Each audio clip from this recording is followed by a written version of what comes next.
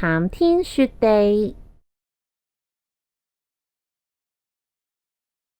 翠兒，呢個就係我嘅睡房啦。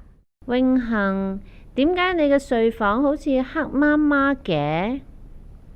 係喎，我唔記得咗開燈添。哇，原來你嘅睡房有燈、床上面有枕頭、被，嗰度仲有個衣櫃、凳、台上面仲有書啊！不如我哋一齊睇書啊！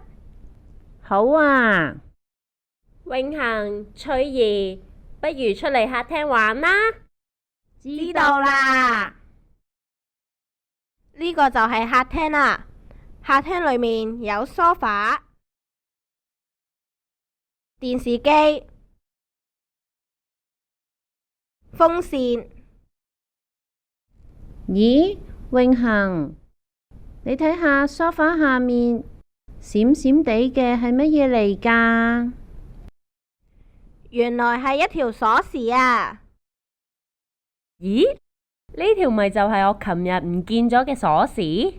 原來跌咗喺梳化下面。唔該晒你哋幫我揾啊！唔使客氣。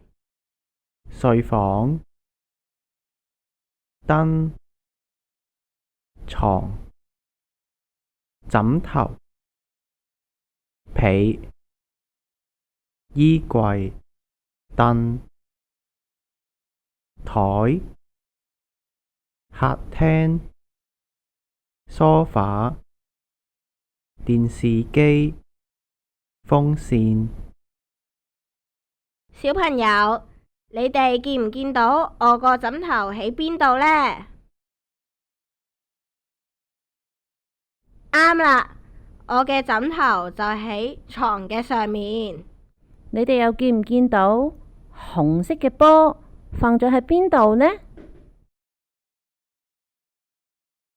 啱啦，紅色嘅波就放咗喺台下面。小朋友真係好聰明啊！我哋下次再見啦，拜拜。